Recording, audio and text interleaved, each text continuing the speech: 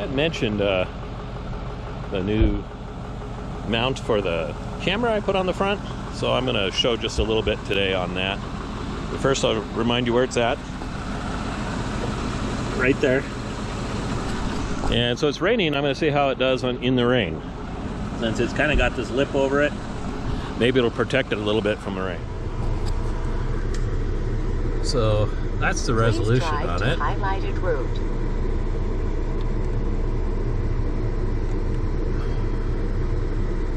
Yeah, it's not coming out. It looks way better in real life. I'm getting a glare on this lens for whatever reason. But so this little camera cost me $37, and the resolution is actually pretty good on it. It looks good in the dark. I'm just testing it out to see how it does on the front in the rain, so we're gonna mess with it a little bit today as we get out of here.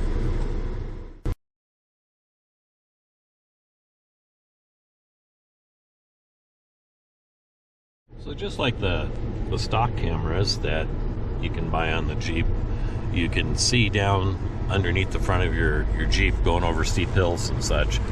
The advantage to where I put mine is that you actually don't have any of the bars or anything from the bumper in the way. It's just down beneath the winch, and because of that, you get a really clear view of the trail in front of you. So as far as wiring it, I happen to wire mine into my auxiliary switch down here. It's on with my two radios. I have my GPS radio and my Garmin GPS, and my CB radios all on that one auxiliary plug. And then I got this, and I put on here a little switch right up here, so I can just go like that, and it's on or off while I'm there now for one season. I put it on the beginning of the season. It was mounted on the other side of the bumper.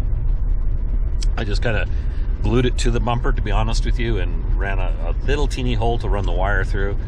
I just expanded that hole out a little bit, and I moved it to the inside of the bumper and put it on in a more permanent position. So now it's all behind the bumper with only the lens showing through is all we have going on there. Really easy to set up. There's a couple of wires to clip on the camera. One is, if you want it to be on the front instead of the back, you clip one wire. It changes the image so the image is correct on the front. The other wire you can clip is you can clip the wire on it to keep the lights from coming on. It had lights around it, and they were honestly kind of worthless. And then, so I clipped that one.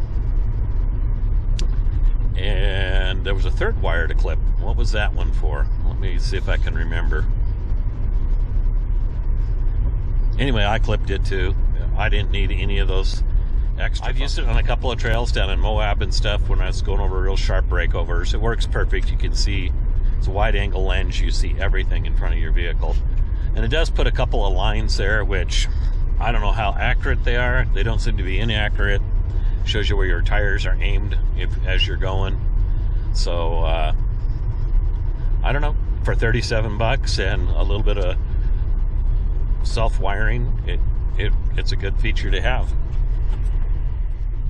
It's staying pretty clear. I can still see through it, even though we're driving on slop here for the last 15 minutes. I could still see through this camera, so I think it's in a good location for avoiding both slop and rain and such, because it's been raining this whole time too, and there's just a couple of drops on there, but really you can see all the way through that camera. So